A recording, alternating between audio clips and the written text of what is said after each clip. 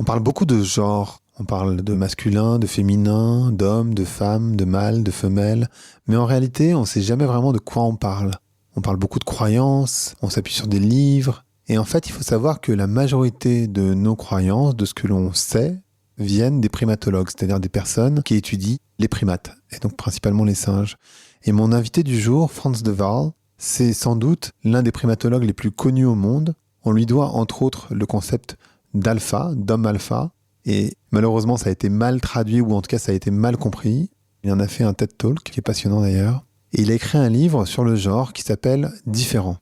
Donc le titre dit déjà la manière dont il aborde le sujet, et pourtant vous allez voir que c'est plein de nuances, et c'est passionnant. C'est sans doute l'un des livres, voire le livre le plus intéressant que j'ai lu cette année. C'est très puissant sur différents niveaux. Et avec Frans, on va parler de sexualité, on va parler de la relation entre les mâles, on va parler de la relation entre les femelles, on va parler d'éducation, on va parler d'éducation des hommes, on va parler de l'instinct maternel, on va parler du viol, de la culture du viol, on va parler de sororité, on va parler de patriarcat. Bref, c'est un épisode qui est extrêmement dense. Et Frans, qui est néerlandais, nous fait le grand plaisir de le faire en français. Évidemment, on aurait pu le faire en anglais, ça aurait été beaucoup plus simple pour lui. Mais vraiment, je trouve que c'est génial qu'il soit rendu accessible en français. Donc j'espère que vous allez, vous aussi, adorer cet épisode. Je vous laisse l'écouter. Allez, Vlan, c'est parti.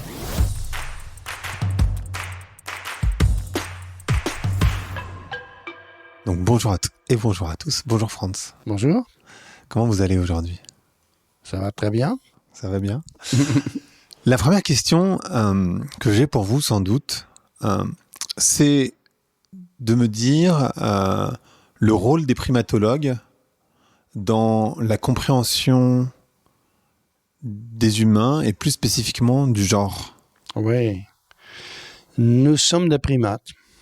Alors, les primatologues, en fait, les psychologues sont aussi des primatologues dans un sens.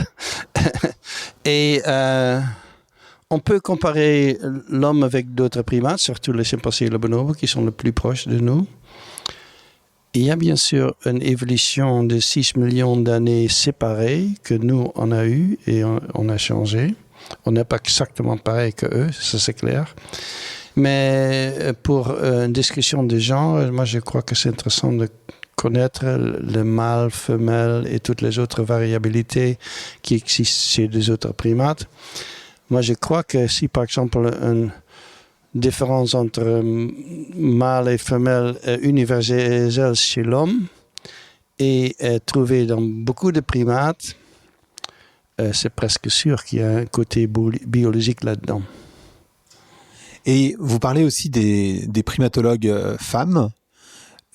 Quel est le rôle qu'elles ont eu dans l'évolution de la compréhension du genre ? Oui, c'est intéressant parce que quand j'étais étudiant, il y avait presque que de l'homme dans la primatologie. Et les femmes sont venues dans les années 60, 70, quand j'étais encore étudiant. Ils n'ont pas changé le travail scientifique, mais ils ont changé le sujet.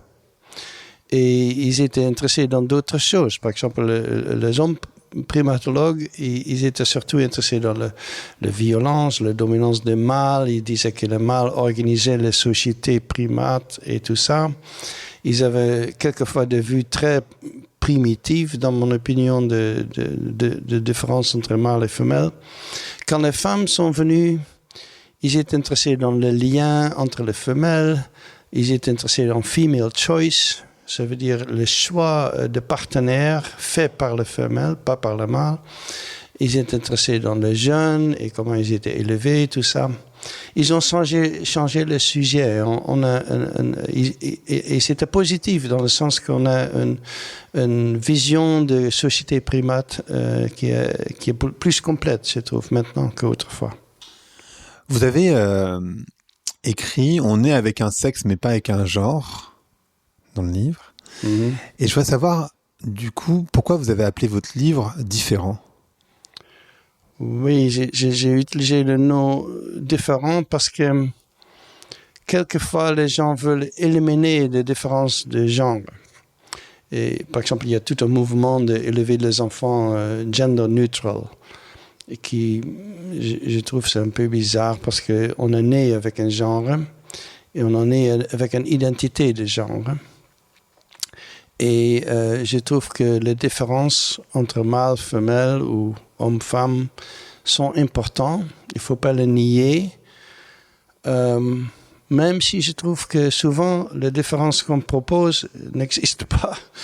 Ou les différences qu'on assume qu'existent chez les primates n'existent pas non plus, quelquefois.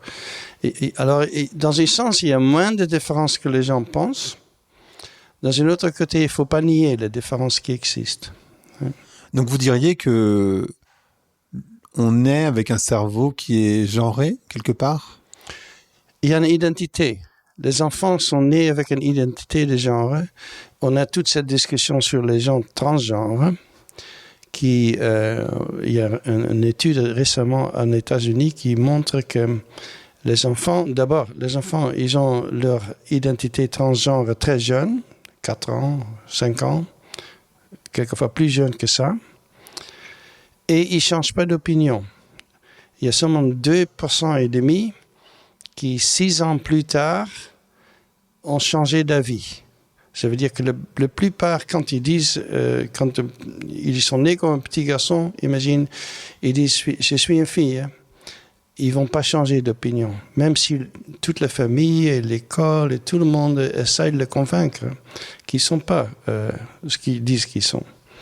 Alors, ça veut dire que c'est très résistant, ça arrive très tôt. Ça veut dire que l'identité transgenre est biologique, dans mon opinion. Mais c'est aussi vrai pour les identités d'autres genres. Quand toi, tu as une identité d'homme, par exemple, tu es aussi né avec ça et ça ne change pas non plus. Alors, c'est pour ça que la biologie doit être part d'une discussion de genre. C'est vrai que comment tu te comportes comme homme et femme est très influencé par la culture, et je crois aussi chez d'autres primates, pas seulement chez nous. La culture a une grande influence, mais l'identité lui-même n'est pas tellement influencé par la culture. Alors, c'est quoi les principales caractéristiques des identités de genre pour les femelles et puis ensuite pour les mâles? Oui, je ne crois pas que c'est une caractéristique qu'on peut exprimer en comportement, par exemple. Parce que tu es né, imagine, avec une identité mâle. Ça veut dire que tu vas regarder les hommes autour de toi comme modèle. Tu vas les prendre pour autosocialisation. Tu imites les hommes. Et quand tu es né avec une identité femelle, tu imites ta mère et d'autres femmes ou des princesses que tu vois dans une animation et tout ça. Et cette autosocialisation est très importante, je crois, et on le voit aussi chez d'autres primates, je peux parler de ça, et fait que tu deviens un homme comme les hommes autour de toi et une femme comme les femmes autour de toi. Ça, c'est le côté culturel. Si tu serais dans une autre culture où les femmes se comportent différemment, tu ferais ça. Et ça, c'est le côté culturel. Et cette autosocialisation est très importante parce que les gens pensent souvent qu'eux, ils socialisent leurs enfants. Ils pensent que c'est nous qui choisissons le jouet, nous qui transmettons nos idées. Moi, je pense que les enfants, ils sont très bien observateurs et ils observent les gens et c'est ça qu'ils apprennent. Et dans le livre, et j'ai trouvé ça hyper intéressant, vous dites que imiter son genre, ça active les centres de récompense du cerveau. Oui. Donc en fait, ce que vous décrivez, c'est on le fait aussi parce que biologiquement, on est construit pour imiter son genre. Oui, ça c'est une interaction biologique culturelle. Dans un sens, tu es né avec une certaine identité et tu es né avec une tendance d'imiter ceux qui ont la même identité. Et pour les enfants transgenres, c'est ceux qui sont opposites. Et alors, tu es né avec certaines tendances, mais c'est l'environnement culturel qui fait quel côté tu vas avec ton comportement. Cette interaction biologie et culture et environnement est très connue dans la biologie. On voit ça par exemple chez les canards.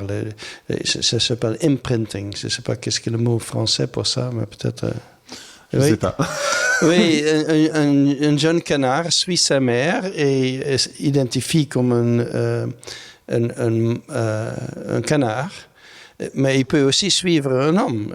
Et ça c'était fait par des zoologues. Et le petit canard suit un homme et ils identifient comme un homme. Et ça, c'est un processus aussi. C'est la biologie qui fait qu'eux, ils ont tendance de s'imprimer sur un certain adulte. Et c'est l'environnement qui décide qu'est-ce qu'ils vont être. Et je crois aussi, pour les genres, c'est un peu pareil.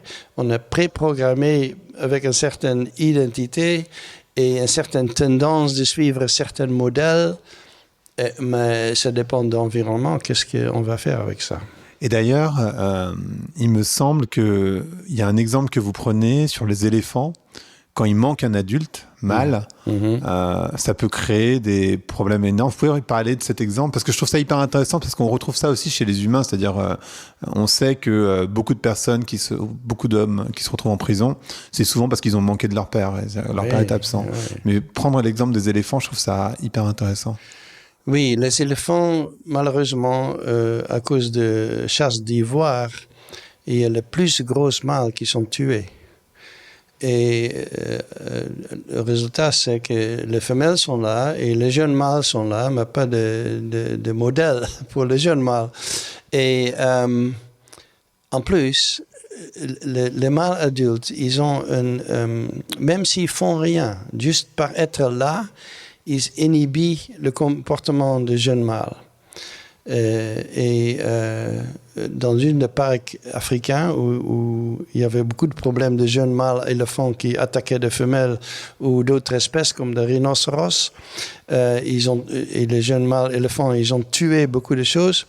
Ils ont transporté des mâles adultes, de grosses mâles éléphants, et mis dans le troupe là, et tout de suite, le comportement des jeunes mâles est changé. Tout de suite. Les mâles vieux, ils n'ont rien fait.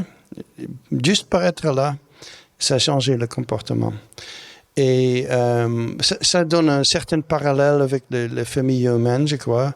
On a une certaine évidence que hormonalement, les filles et les garçons changent s'il y a un père adulte, un homme adulte dans la famille.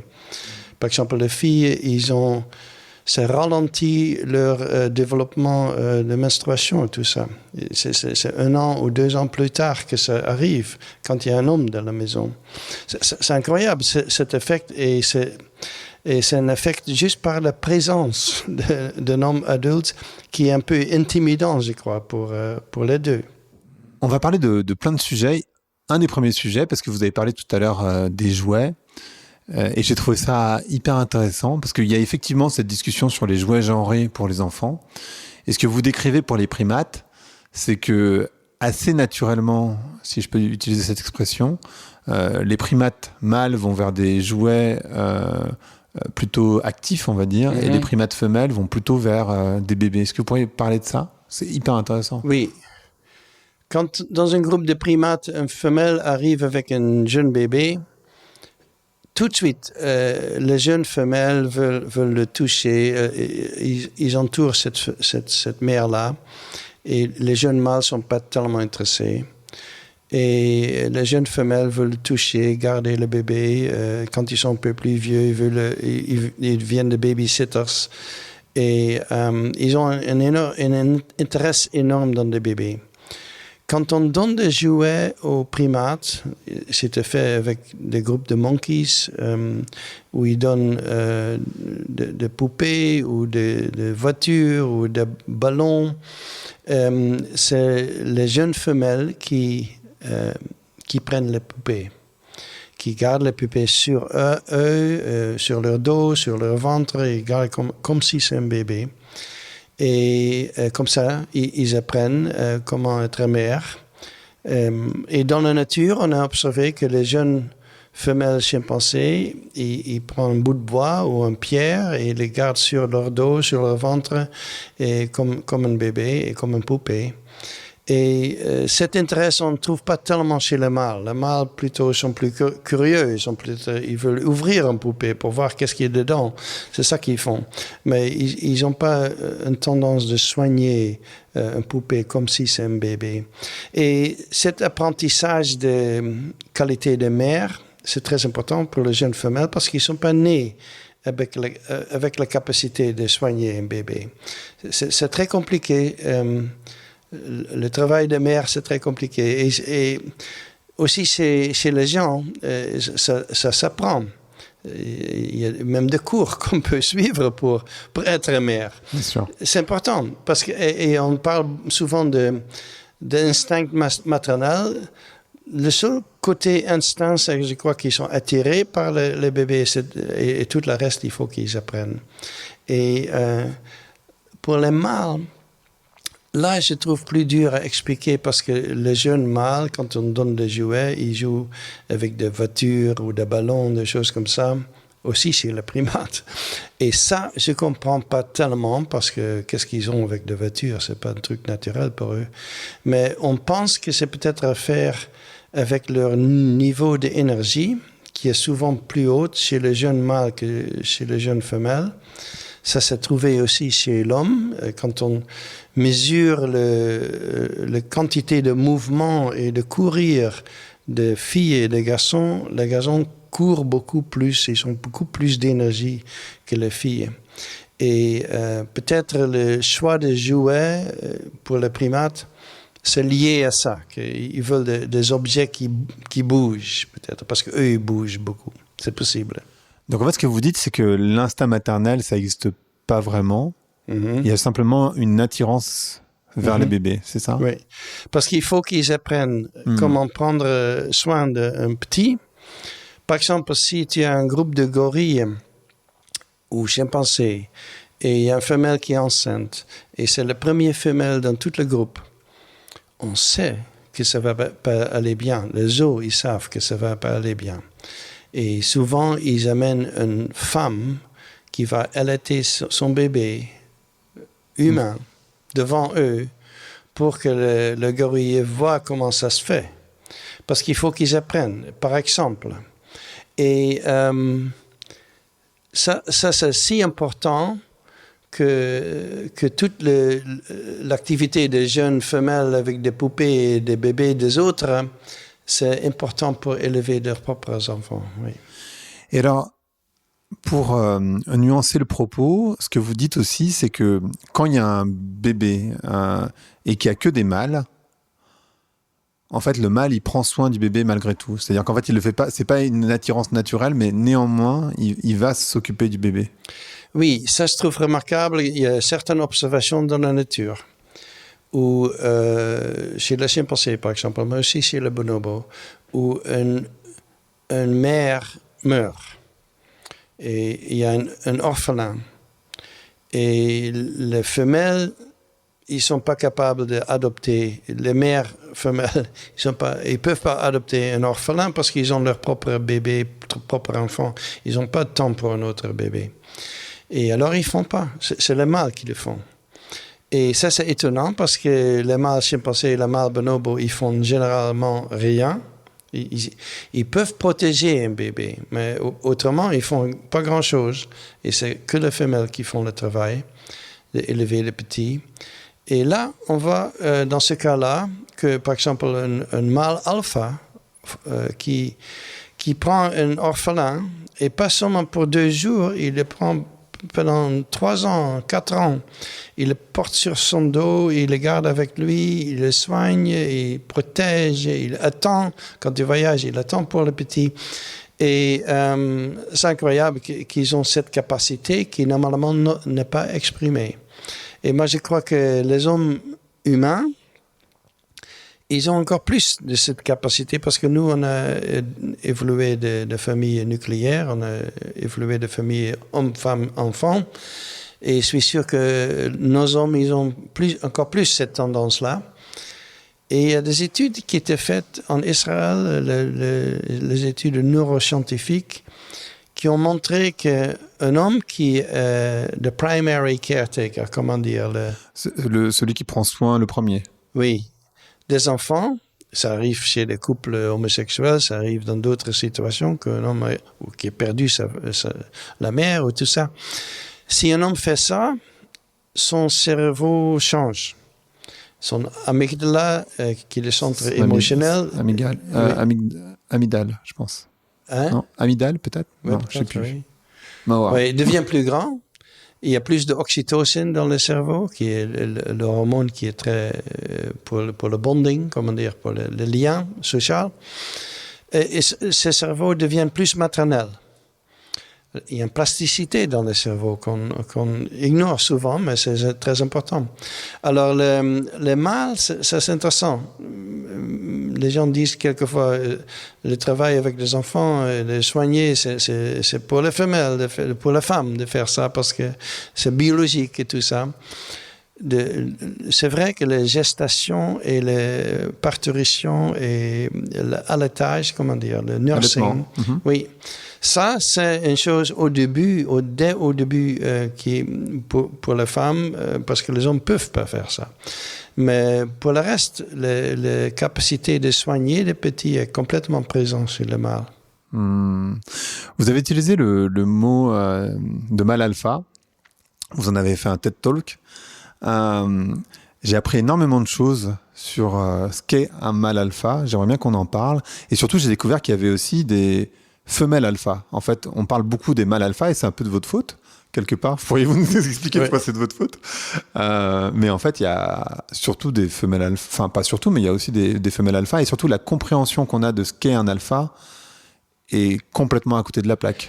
Oui, c'est dommage que le mot alpha ait eu une connotation négative presque. Un mâle alpha, c'est un mâle qui est très dominant, dictateur, qui montre à tout le monde qu'il est plus fort et tout ça. Et c'est pour ça que ça a une ton négatif, je trouve. Mais le mâle alpha que moi j'ai connu, bien sûr, il y a aussi certains types qui sont comme ça, qui sont des dictateurs et ils ne sont pas très populaires, il faut dire, dans le groupe. Mais ça existe quelquefois. Mais la plupart que j'ai connus, ils gardent la paix dans le groupe, ils protègent les faibles, ils protègent les femelles contre les mâles ou les jeunes contre les adultes. Et ils peuvent devenir extrêmement populaires parce qu'ils donnent une certaine qualité de sécurité dans le groupe. Et ça, c'est le mâle alpha que je connais le mieux. Et aussi, il y a aussi toujours une femelle alpha. Et alpha, juste veut dire le plus haut dans la hiérarchie. C'est tout ce que ça veut dire. Alpha, c'est pas un type de personnalité. Et les femelles alpha, puisque tous les femelles primates, ils ont des hiérarchies, il y a toujours un femelle alpha.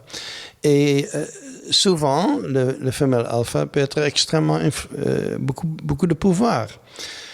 Et c'est partiellement parce qu'il reste alpha plus longtemps que le mâle. Le mâle, il reste alpha peut-être 4 ans, 5 ans, 6 ans. Ça dépend. Et après ça, leur position est prise par un plus jeune mâle qui est plus fort. Chez les femelles, l'âge, c'est en fait positif. L'âge est bien pour eux. Et par exemple, Mama, le femelle alpha que j'ai connue dans une colonie des chimpanzés, était alpha pendant 40 ans. Elle pouvait presque plus marcher, elle était encore femelle alpha. Et ça n'arriverait jamais avec des mâles, mais elle avait une influence énorme. Et dans la nature aussi, on voit des femelles alpha chez les chimpanzés qui sont importants, mais chez les bonobos, qui est aussi important pour les discussions, je trouve. Chez les bonobos, les femelles alpha sont alpha sur tout le monde parce que les femelles sont dominantes sur les mâles. Et alors, l'idée que le leadership, c'est un truc pour les mâles et pas pour les femelles, c'est pas vrai du tout. On trouve plein de leadership femelle chez les primates. Et ce que vous dites aussi, c'est la manière dont les femelles gèrent le pouvoir est très différente parce qu'en fait, c'est un pouvoir qui est partagé, c'est ça? Chez les bonobos, le femelle alpha est soutenue par d'autres femelles. Souvent un peu plus vieux que le reste, parce que l'âge est un plus pour les femelles. Et c'est pas forcément partagé. La dominance femelle n'est pas forcément plus gentille. J'ai eu des discussions récemment sur le leadership femme dans notre espèce. Et ça que je trouvais qui manquait dans la discussion, c'est l'assertivité des femmes. Parce qu'on ne peut pas être le plus dominant sans occasionnellement attaquer ou renforcer ta position. Si moi je suis une femelle alpha et un autre par exemple humain dans une business, comment dire, une corporation. Une entreprise. Une entreprise, oui. Mm-hmm. Si moi je suis de boss et toi tu es une femme qui me critique et qui dit toujours des choses contre moi, à un certain moment il faut que je fasse quelque chose. Et cette assertivité qui est présente chez toutes les femelles alpha que je connais chez les primates, peut-être souvent ignorée chez l'homme parce que les gens ne veulent pas parler de ça, mais je suis sûr qu'il faut qu'ils renforcent leur position, comme les hommes font aussi. Les hommes, ils sont moins timides là-dessus, mais ils font pareil. Et alors, vous disiez que chez les bonobos, c'est des sociétés qui sont plutôt matriarcales. Mm-hmm. Et pourtant, il me semble, mais c'est vous qui allez me dire, que les bonobos, ce sont les primates les plus proches des humains. Est-ce que c'est pas une anomalie de l'histoire quelque part que chez les humains, on soit dans des sociétés qui soient purement patriarcales, si les primates qui nous ressemblent le plus sont dans des sociétés matriarcales? Les bonobos sont génétiquement aussi proches de nous que les chimpanzés. D'accord. C'est pas différent. Mais on peut pas discuter l'homme seulement avec le bonobo. Il faut toujours... C'est intéressant, en fait, qu'on a deux espèces si proches qui sont si différentes l'un de l'autre. Et le bonobo matriarcal, c'est pas exactement le mot, parce que matriarcal, ça veut souvent dire... par exemple, les éléphants sont matriarcales. Il y a une femelle avec ses filles qui sont devenues adultes et les grandes filles. Il y a des systèmes matriarcaux qui sont des liens familiales. Chez les bonobos, les femelles ne sont pas liées. Ils viennent d'autres groupes, parce que la migration, c'est un truc femelle chez les bonobos. Pas de mâles restent dans le groupe, les femelles partent. Alors, ils ne sont pas forcément matriarcales, mais ils sont female-centric. Oui.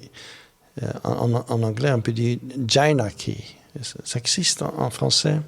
Gynarchy? J'ai jamais entendu parler. C'est contrôlé par les femelles. D'accord. Et encore, c'est pas forcément plus gentil comme système, parce que les femelles alpha, elle renforce sa position. Elle mord quelquefois d'autres femelles, et aussi des mâles, mais d'autres femelles pour renforcer sa position. Alors, la hiérarchie est toujours un système un peu un mélange de pacifique, parce que la hiérarchie réduit les agressions par faire ça predictable, qui est dominant sur qui. Mais il est renforcé et quelquefois violentement. Oui. Et d'ailleurs, vous commencez le livre, et je voulais savoir pourquoi, par la violence des femelles et la violence des femmes. Vous dites, en fait, on n'en parle pas assez, mais les femelles aussi sont violentes. Oui, quand ils protègent leurs petits. Pour les mâles, le moment le plus violent, c'est quand ils ont de compétition avec d'autres mâles. Et c'est là qu'ils peuvent devenir très violents parce qu'ils sont extrêmement motivés d'avoir une autre position dans la hiérarchie. Les femelles, le moment le plus violent qu'on voit, c'est quand leur petit est attaqué. C'est vrai pour presque toutes les mammifères. On connaît ça très bien de ours, de lions, de toutes sortes d'animaux, des éléphants. Par exemple, quand les gens qui chassaient autrefois des éléphants dans les forêts de Thaïlande et India, ils avaient très peur d'isoler un petit éléphant parce que c'est là le moment le plus dangereux pour eux. C'est plus dangereux que d'isoler un jeune éléphant et être attaqué par la mère qu'être attaqué par un éléphant mâle. Ils avaient très peur de cette situation-là. Oui, c'est très, ils sont très protecteurs et je crois que chez l'homme aussi. Et ça, c'est un peu une situation qui peut donner de la violence femelle, oui. Vous parlez aussi de sororité, un peu. Ça existe chez les bonobos, donc cette sororité. Est-ce que ça existe aussi chez les chimpanzés? Parce que chez les humains, la sororité, elle existe, mais pas tant que ça, finalement, étonnamment. Oui, chez les chimpanzés, on le trouve quand ils ont une situation où les femelles sont ensemble. En captivité, par exemple. Moi, j'ai travaillé beaucoup avec des colonies captives des chimpanzés. Les femelles se mettent ensemble pour se défendre entre eux, contre le mâle. Les femelles ne sont pas extrêmement coopératives, je trouve, mais dès qu'il y a un mâle qui fait un harcèlement, comment dire, harcèlement. Harcèlement. Harcèlement sexuel vers une femelle, là, les femelles, ils ont une autre opinion et tout de suite, ils deviennent coopératifs et ils peuvent chasser cette mâle-là et peut-être l'attaquer aussi. Alors, c'est pour ça qu'en captivité, j'ai jamais vu un viol entre chimpanzés, mâle-femelle. Et les femelles, ils ont beaucoup de pouvoir dans le groupe. Quand on va dans la nature, les chimpanzés sont souvent distribués sur leur forêt parce qu'il n'y a pas assez de nourriture pour eux de voyager ensemble. C'est pour ça qu'ils voyagent séparément. Et tout de suite, ça dilue la sororité des femelles. Ils sont plus solitaires et quand ils sont attaqués par un mâle, ils n'ont pas toujours de défense. Et ça change tous les arrangements entre mâles et femelles. Il y a certains groupes de chimpanzés dans l'Ouest africain, comment dire? L'Afrique de l'Ouest. De l'Ouest, parce que l'Ouest et l'Ouest, pour moi, c'est un peu... je trouve dur à prononcer. L'Ouest africain, les groupes sont plus cohésifs et le résultat, c'est que les femelles ont un peu plus de pouvoir parce qu'ils sont plus ensemble. Ils s'aident plus entre eux. Et les bonobos, bien sûr, c'est un autre extrême. Si les bonobos, les femelles sont si souvent ensemble et ils restent toujours ensemble, et qu'ils sont devenus dominants sur le mâle. Oui. Et vous disiez, le viol, ça n'existe pas chez les singes de manière générale, mais chez les chimpanzés ni les bonobos. Donc c'est une invention de l'homme, quelque part, le viol? Le viol est extrêmement rare chez les chimpanzés, complètement absent chez le bonobo. On trouve ça chez les orang-outans. C'est la seule espèce primate, je crois, où c'est assez commun. C'est les jeunes mâles qui font le viol, pas les mâles complètement développés. Chez les primates, je dirais que ce n'est pas un comportement typique du tout. Chez d'autres espèces, on trouve un peu de viol chez les canards, les grenouilles, certains insectes. Oui, mais ce n'est pas un comportement qu'on trouve partout dans le monde animal. Oui, chez l'homme, c'est assez commun, le viol. Il y a en fait deux contextes. Il y a le contexte familial, qui je crois que c'est le plus commun. Et il y a le contexte de guerre, qu'on voit maintenant en Ukraine, on voit ça. C'est un contexte complètement différent, je pense. Le contexte familial, c'est facilité par notre mode de vie où il y a des familles qui sont dans une maison et c'est là qu'un homme peut contrôler une femme parce que chez les primates ça n'existe pas du tout. Si un mâle est agressif avec une femelle, il y a souvent d'autres femelles autour qui peuvent intervenir. Et aussi les mâles qui peuvent intervenir. Le mâle alpha, en général, il protège aussi la femelle qui potentiellement se fait attaquer. Les mâles alpha, ils protègent les femelles en général, oui. Il y a un autre point que vous... En fait, on dit beaucoup ça, et en même temps, vous le déconstruisez dans le livre, et je trouvais ça intéressant de dire que les femelles sont plus petites parce qu'en fait, elles ont que les restes. C'est une croyance. En tout cas, il y a des livres qui ont été écrits là-dessus. Et vous dites, finalement, c'est pas exactement vrai, il me semble. Donc, qu'est-ce qui explique la différence de taille entre un mâle et une femelle ? Oui, j'ai entendu cette théorie populaire en France, mais seulement en France, je crois, que la nourriture, la France parle toujours de la bouffe de toute façon, que la nourriture décide qui est grand et qui est petit. Ça, c'est trop bizarre, parce qu'on sait des études qui étaient faites sur qu'est-ce qu'on fait avec la nourriture quand on est adolescent. Quand on est adolescent, le garçon, il mange et ça se traduit en os et muscles. Et la femelle, la fille, il mange et ça se traduit souvent, vous savez, in fat deposits. Qu'est-ce que c'est dit? C'est un dépôt de gras. Oui, parce qu'il y a une distribution différemment. Et alors, ils poussent pas si long que les garçons qui investissent leur nourriture différemment et qui mangent plus aussi, une fois et demie plus que les filles. Moi, je suis d'une famille de 6 garçons. On a beaucoup mangé, on peut dire, quand j'étais jeune. Et c'était pas parce que ma mère voulait qu'on était si grands, je crois. Mais ça, c'est une théorie, j'ai entendu ça. Ça explique bien sûr pas pourquoi chez d'autres primates, la plupart, les mâles sont plus grands que les femelles, parce qu'ils sont pas influencés par la même culture de nourriture et tout ça. Non, je crois que c'est un truc naturel, que les mâles sont plus grands que les femelles. Et les études qui étaient faites là-dessus, qui ont regardé toutes les mammifères, je crois, pas seulement les primates, et ils disent que la grandeur de mâles stimulé par la compétition entre mâles. Alors, dès qu'il y a plus de compétition mâle-mâle, le mâle devient plus grand. Alors, par exemple, le gorille, le mâle est 2 fois plus grand que la femelle. C'est extrêmement fort parce qu'il y a une compétition extrêmement forte entre mâles. Les mâles ne sont pas plus grands que les femelles pour dominer les femelles parce que ça, c'est pas leur but. Ça ne donne pas grand-chose pour le mâle d'être dominant sur les femelles. Ça ne donne pas un grand avantage. C'est surtout pour être mieux dans la compétition avec d'autres mâles. Et chez notre espèce, le dimorphisme sexuel est assez bas, dans le sens que les mâles sont un peu plus grands que les femelles dans notre espèce. Et dans le chimpanzé et le bonobo, c'est assez bas, c'est assez, comment dire, c'est pas si grand que dans beaucoup d'autres espèces. Par exemple, chez le babouin, le gorille, les orang-outans, les différences sont beaucoup plus grandes que chez nous.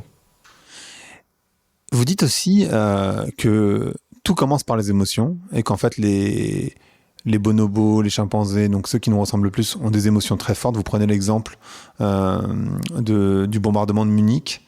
Déjà, peut-être, ça peut être intéressant d'avoir cet exemple du bombardement de Munich. Et après, j'aurais une question autour parce que il me semble que vous dites que les femelles ont un accès plus facile aux émotions. Donc, ça voudrait dire qu'en fait, puisque tout est centré sur les émotions, en fait, elles ont un avantage énorme par rapport aux mâles, quelque part. Les femelles ne sont pas plus émotionnelles que le mâle, je crois. On dit ça souvent dans notre espèce, que les femmes sont plus émotionnelles. Moi, je ne suis pas sûr. Si on regarde les hommes pendant un jeu de football, par exemple, ils sont assez émotionnels, je trouve. Les émotions sont exprimées différemment entre mâles et femelles. Et ce sont souvent des règles culturelles. Qu'un homme ne doit pas pleurer, par exemple. On apprend ça de très jeune. Il ne faut pas pleurer. Et il ne faut pas montrer sa vulnérabilité. Et on trouve ça aussi chez les primates. Les mâles, ils cachent leur vulnérabilité parce qu'il y a des compétitions avec d'autres mâles. Ce n'est pas utile de montrer que tu es faible ou que tu es injuré comme ça. Blessé. Blessé, oui. Mais moi, je crois que les hommes et les femmes, ils ont à peu près les mêmes émotions, mais ils ont appris de régler et d'exprimer ça différemment. Ouais. Et vous pourriez donner l'exemple de ce qui s'est passé à Munich pendant le bombardement Ah là, oui, ça c'était un zoo à Munich qui avait des bonobos et des chimpanzés et des gorilles. Et la ville était bombée pendant la guerre mondiale, à la fin de la guerre mondiale. Et ça faisait tellement de bruit que le chimpanzé et la gorille, ils ont survécu, mais le bonobo était mort du bruit. De heart attack sans doute. Je ne sais pas qu'est-ce qu'ils ont. Oui. C'est pas comment, mais ils sont plus sensibles. Oui, ils étaient plus affectés par ça. Donc il y a vraiment cette idée que les émotions, c'est pas juste quelque chose neutre. Ça peut créer des choses dramatiques comme des crises cardiaques en l'occurrence. Aussi chez les. Oui. Les émotions sont toujours en interaction avec la cognition. Les gens pensent qu'on peut séparer les deux, la rationalité et les émotions. Et bien sûr, les hommes, en philosophie occidentale, ils ont souvent fait comme si notre esprit est indépendant de notre corps. Ils ont fait comme si l'esprit était quelque chose de séparé de notre biologie et notre corps. Et c'est pour ça qu'ils méprisaient les animaux qu'ils trouvent bêtes, les femmes qu'ils trouvent trop émotionnelles. Ils avaient cette illusion que leur esprit était indépendant de tout ça. Et c'est pour ça aussi qu'on trouve... il y a des hommes qui veulent, cryo-freeze, qui veulent... dites la phrase, même en anglais. Freezing their brains. Freezing the brain, like. Yeah. Quand tu es mort, on enlève ton cerveau, on le met dans un freezer. Ok. Je comprends. Et ils pensent que plus tard, on peut revivre leur esprit revient après. Bien sûr. Ils pensent que c'est possible. Hein. Moi, je ne pense pas que c'est possible. Hein. Mais ils pensent que leur esprit est si important et si indépendant du corps qu'on peut le préserver après leur mort. C'est seulement 99% de ce cas-là. 90%. Oui, 99 même. Oui, qui fait ça sont des hommes. C'est pas des femmes qui font ça. Oui, cette illusion est présente dans la philosophie occidentale que l'esprit, c'est cartésien en fait, l'esprit est indépendant du corps. Et c'est un truc très masculin, je crois. Et c'est lié au fait que aussi, les hommes, ils n'ont pas de cycle hormonal. Alors c'est facile de penser que ton corps n'est pas très important. Ils tombent pas enceintes. Et tout ça fait que les hommes sont plus orientés vers leur esprit et évitent leur corps, souvent. Oui. Vous avez un chapitre entier sur le fait qu'on a exagéré le patriarcat chez les primates. Ah oui. Pourquoi vous dites ça et qu'est-ce que vous voulez dire par là en fait? Pourquoi vous dites on a exagéré le patriarcat? Ça a commencé avec une étude qui a été faite il y a 100 ans dans le zoo de Londres. Alors, c'est un scientifique qui était très important en Angleterre à l'époque, qui avait mis des babouins ensemble dans le mauvais sex ratio. Il avait mis 95 mâles avec 5 femelles, je crois, dans un enclos, dans le zoo. Et les mâles, ils se sont tués entre eux, ils ont aussi tué les femelles, et à la fin, 2/3 de toute cette population étaient morts. Et après, il a écrit des livres là-dessus en disant que oui, les mâles sont très dominants des femelles, ils se battent entre eux, la violence est énorme, les femelles, ils n'ont rien à dire dans une société de primates, c'est complètement patriarcal, et il a insisté là-dessus. Et après ça, tous les gens qui écrivaient des livres populaires sur les primates, ils répétaient cette histoire-là qui était basée sur une expérience extrêmement mal foutue. C'est comme ça que c'est devenu l'histoire que chez les primates, les mâles sont dominants et c'est très patriarcal. Après ça, on a vu que même pour les babouins sont assez loin de nous. Et ils ont un dimorphisme sexuel très important. Que même chez les babouins, ça ne marche pas comme ça. On sait ça des études dans la nature. Mais certainement, notre plus proche de bonobos et des chimpanzés sont très différents de ça. Alors, cette idée de société patriarcale, dans la plupart des primates, les femelles, c'est le cœur de société, c'est femelle. C'est un peu comme chez les lions. Si on regarde les lions superficiellement, bien sûr, on est impressionné par le grand mâle et on pense que c'est eux qui font le cœur de société. Mais on sait que chez les lions, c'est le femelle qui chasse, c'est une société femelle, et les mâles viennent et après quelques années, ils sont remplacés par d'autres mâles. Oui, c'est une illusion basée sur la taille, peut-être aussi, des mâles. Et chez le bonobo, les chimpanzés, c'est pas du tout pareil. Oui. J'aimerais qu'on parle de sexualité. Il y a énormément de choses à dire. D'abord sur les choix sexuels. Ce que vous dites, c'est que l'homosexualité existe totalement dans la nature, oui. Ce qui peut aller à l'encontre de plein de croyances, en tout cas de certaines personnes qui pensent que l'homosexualité, c'est pas naturel. Est-ce que vous pourriez nous parler d'homosexualité déjà? Oui, le comportement homosexuel, on trouve chez beaucoup des animaux, pas seulement les primates. Je crois que chez tous les animaux, on trouve au moins un peu de ça, le comportement homosexuel. Il y a certaines espèces, comme par exemple le bonobo, je fais même pas la distinction entre les deux. Je dis qu'ils sont bisexuels parce que je vois pas que ils ont tellement de contacts sexuels avec tout le monde que je vois pas de faire la distinction entre hétérosexuels et homosexuels. Chez beaucoup d'autres primates, comme les chimpanzés, c'est plutôt, on voit le comportement homosexuel régulièrement. Et il y a certains individus qui le font plus et certains qui le font moins. On ne peut pas dire forcément qu'il y a des individus homosexuels dans le sens qu'ils sont exclusivement homosexuels, mais je dirais aussi chez l'homme, ce n'est pas la majorité. Je crois que homosexuel exclusif, c'est seulement un demi% de gens. Et on sait que l'homosexualité en général, c'est peut-être 4%, 5% des gens. Alors, c'est beaucoup plus important. Oui, on trouve ça chez beaucoup des animaux. La connaissance de ça était souvent supprimée. Plus maintenant. Je crois qu'on parle ouvertement maintenant de ça, mais c'était souvent supprimé parce que l'homosexualité est un grand problème dans la société. Pour moi, c'est un peu bizarre parce que je viens de la Hollande. Où l'amour homosexuel était légal pendant plus que 200 ans. Alors, en Hollande, on n'a jamais fait beaucoup de problèmes là-dessus.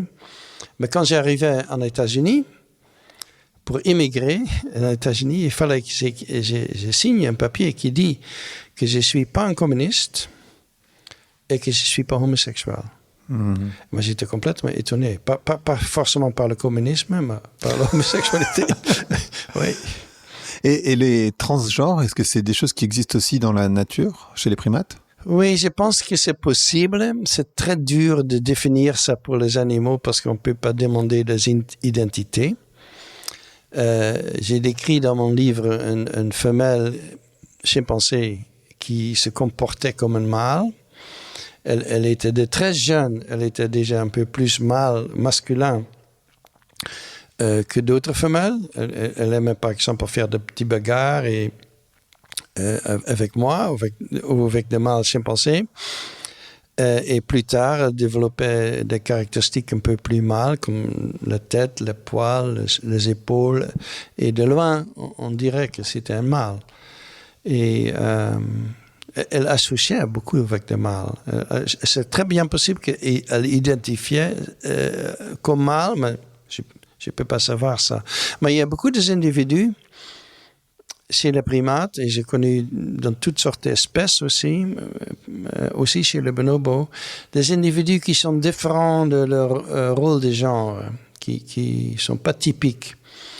Et en général, je trouve dommage que dans notre métier primatologue, on a ignoré ce genre d'individus. Comme les sociétés parlent aussi souvent de mâles typiques et de femelles typiques. Et dans notre boulot, on a fait la même chose. On parle de mâles typiques, femelles typiques. Mais il y a toujours 1 sur 10 ou 1 sur 20 qui est différent. Et on trouve aussi des mâles, par exemple, qui sont pas intéressés dans la politique mâle. Ils sont pas intéressés dans la compétition avec d'autres mâles. Ils le font pas. ils évitent ça. Ils peuvent avoir une vie très heureuse et tranquille, je crois, mais ils ne sont pas intéressés à être mâle alpha. Et on trouve des femelles comme Donna qui sont plutôt masculins. Et vous pouvez nous parler de la sexualité féminine, en particulier féminine, des femelles, en particulier de la sexualité qui soit entreprenante. Parce qu'en fait, c'est vrai que chez les humains, on a cette culture, en tout cas dans les pays occidentaux, où la sexualité des femmes, elle n'est pas entreprenante. Et en fait, ce que vous dites, c'est, il me semble, que chez les primates, ou en tout cas certains primates, c'est très différent. Oui, ça a commencé dans la biologie avec le développement de l'ADN. Avant ça, on avait cette illusion victorienne, sans doute, que le mâle veut le sexe, la femelle, ils acceptent le sexe. Ils ne cherchent pas. Et tout le monde était très content avec cette théorie-là, peut-être surtout des hommes, mais tout le monde était très content. Jusqu'au moment qu'on commence à tester les œufs de petits oiseaux. Les oiseaux qui sont monogames et qui ont des œufs, on teste l'ADN et on trouve que pas tous les œufs étaient fertilisés par le mâle du père et du couple, c'est ça. Et on a trouvé ça dans beaucoup des espèces. Au début, les réactions des biologistes étaient « Oh, peut-être les femelles sont violées par d'autres mâles qui viennent visiter ». Mais maintenant, on sait par les études que les femelles sont très entrepreneurs. Ils quittent leur territoire pour rencontrer d'autres mâles. Et ils reviennent. Et peut-être c'est après coup, on a des théories, bien sûr, pourquoi ils font ça. C'est peut-être très avantageux pour eux d'avoir dans leurs 5 œufs quelques-unes qui viennent d'un autre mâle, qui sont fertilisées par un autre mâle. C'est peut-être avantageux. Et alors, c'est commencé avec les oiseaux, maintenant avec les primates. On a la même histoire. Quand on regarde un groupe de singes, n'importe lequel, on voit surtout la copulation par le mâle alpha. Et bien sûr, autrefois, on a dit, ça veut dire que la plupart des bébés est fait par cette mâle-là. Et c'est pour ça qu'il est dominant, parce qu'il est mieux, et il copule plus que les autres. Mais quand on a commencé à tester la paternité des petits, on a trouvé que oui, le mâle alpha, il a plus de bébés que des autres, mais il n'est pas le seul. Il y a plein d'autres mâles qui reproduisent dans un groupe. Ça veut dire que leurs copulations ne sont pas visibles. Ils sont faits la nuit ou derrière des bruches. Ils ne sont pas visibles à nous. Et là aussi, on a découvert que les femelles sont très entrepreneurs. Ils arrangent des copulations avec d'autres mâles. C'est pas tous qui préfèrent le mâle alpha. Ils peuvent préférer d'autres mâles. Et alors maintenant, on a, et aussi pour l'homme, je dirais, notre espèce, il y a toutes sortes d'études maintenant qui montrent que la sexualité féminine est assez entreprenante. Et on n'a plus tellement cette vue-là, au moins pas chez les gens qui connaissent cette littérature, parce que dans les sociétés en général, je crois encore que les gens croient que les hommes veulent le sexe plus que les femmes. Oui, ils croient encore tout ça, je crois.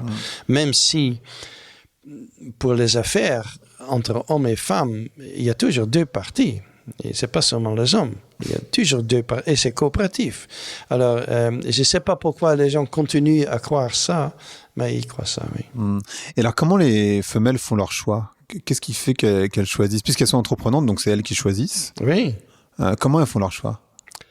Oui, c'est souvent, dans les études d'ADN, on a trouvé que c'est souvent des mâles, ils préfèrent des mâles un peu plus jeunes que l'alpha, qui est souvent un peu plus vieux.